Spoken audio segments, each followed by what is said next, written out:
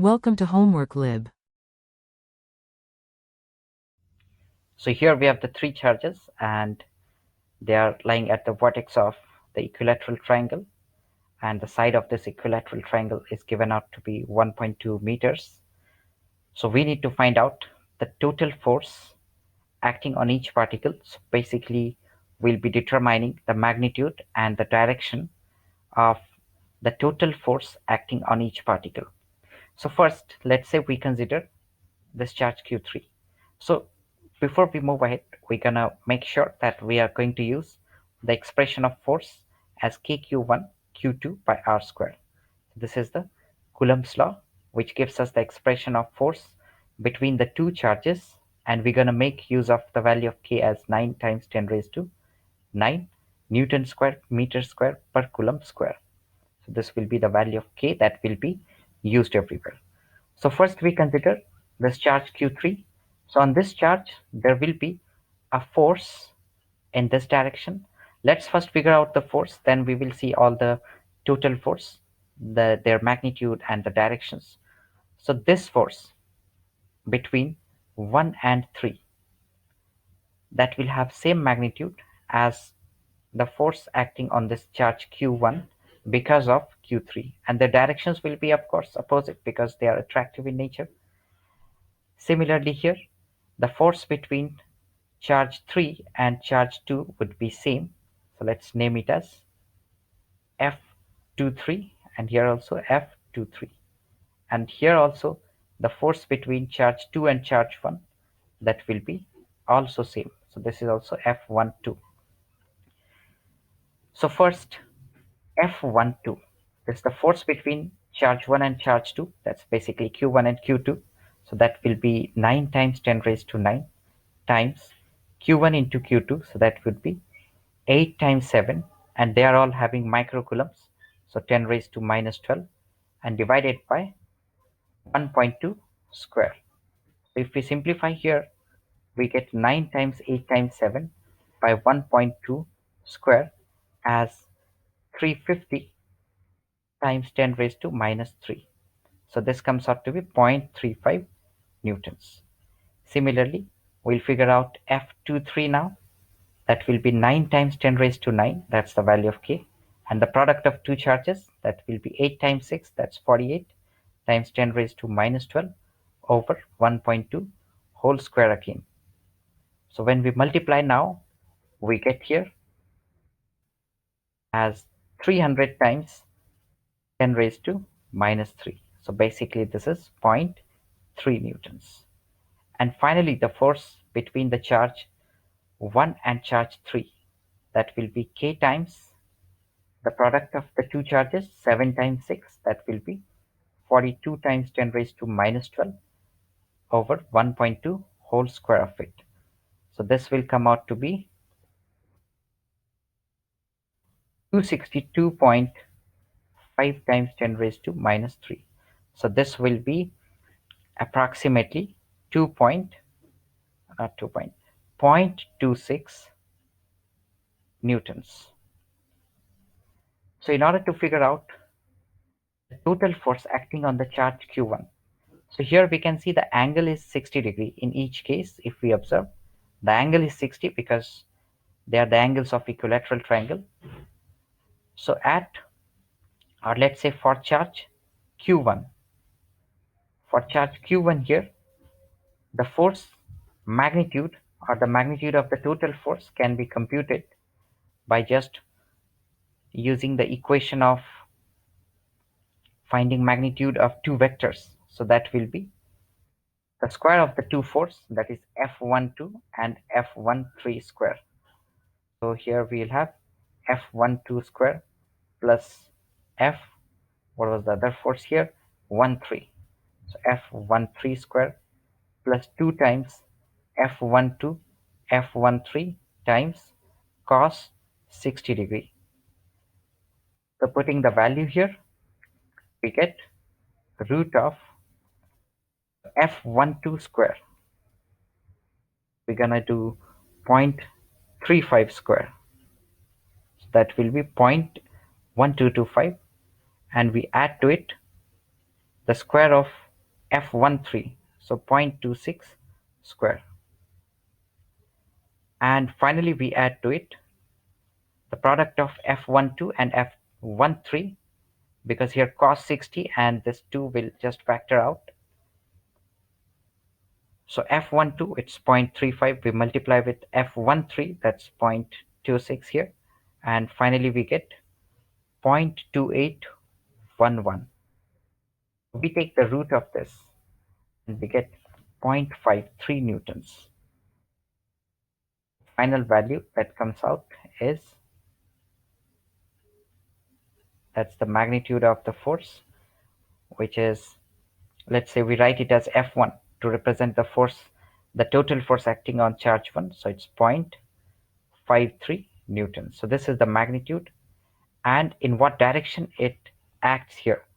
To find out the direction, we're going to just make use of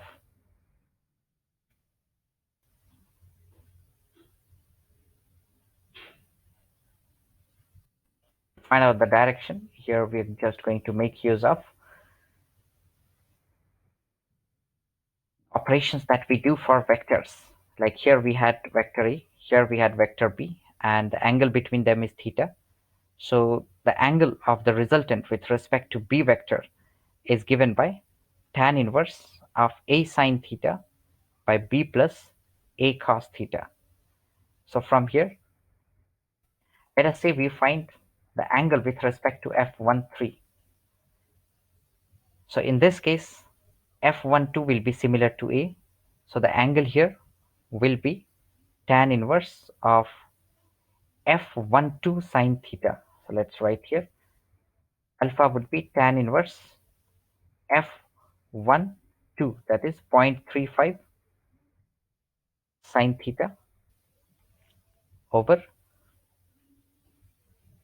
F13, that is 0.26 plus 0.35 cos 60. So simplifying this here, 0.35 times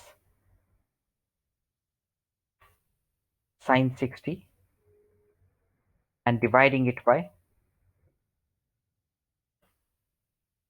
0.26 plus 0.35 times cos 60. This comes out to be 0.69 degrees. So alpha comes out to be here as tan inverse of 0.69. So we find the tan inverse here, and this comes out to be 34.8 degrees. So approximately this is 35 degree. So the net force acting on this charge Q1 will be at an angle of 35 degrees. Of course, it will not be towards the center. So it will be directed at an angle 35 degree, what we figured out here. So same operation we can apply even for charge Q2. Let's say for charge Q2 here, the net force will be given here by, here we had Q2. So F12 and F23 are acting. So F12 square plus F23 square plus 2 times F12 F23 times cos 60. So this is again going to factor out. So we're going to just square 1, 2 and 2, 3. So 1, 2 and this is 2, 3. So we'll just square force 1, 2 and we add to it the squared value of 0.3, so 0.09, and we multiply 0.3 with 0.35. So we finally take the root of 0.3175, and that comes out to be 0.56 newtons. This is the magnitude of the total force acting on charge Q2, and similarly we find out the angle here.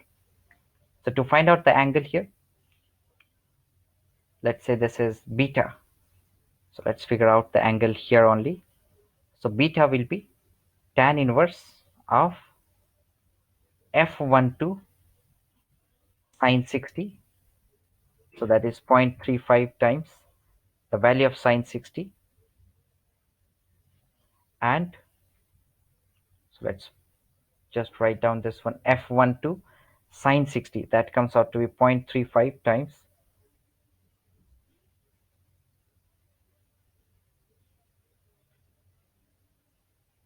So we divide this by f23, that is zero point 0.3, what we have here, the value of f23 as zero point 0.3, and we add to it the value of f12 times cos 60. That means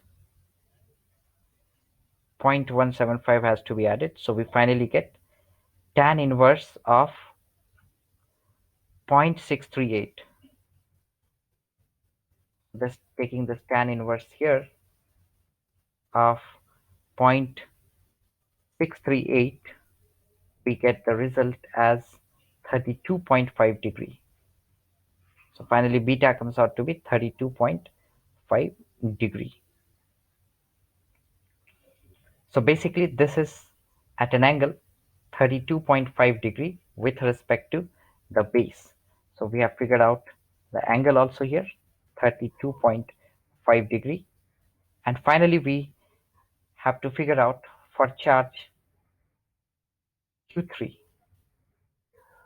So here we have charge Q3. F13 and F23 is acting here. So F13 square plus F23 square plus 2 times F13 times F23 times cos 60, and root of this will give us F3. Let's name here it as F2 and F2. So if we observe here the charge Q3, so we have to consider force F13 and F23. So we just find the magnitude with respect to these two forces. So zero point 0.3 square, we add to it 0.26 square, and finally we add to it 0.26 times zero point 0.3. So we get 6.928. We take the root of this and we get the force here as 2.63 newtons. The force here comes out to be 2.63 newtons. So let's check this once again because this value comes up, looks to be pretty bigger here. So F13 and F23. So let's square F23. So we add to it square of F13 and we add to it the multiplication of 0.26 and 0.3. So this comes out to be 0.2356. We take the root and we get 0.485. Now this looks to be pretty okay. So the force here comes out to be 0.48 approximately. It comes out to be 0.8, 0.48 approximately newtons. Now to figure out the angle, let's say the angle is gamma here.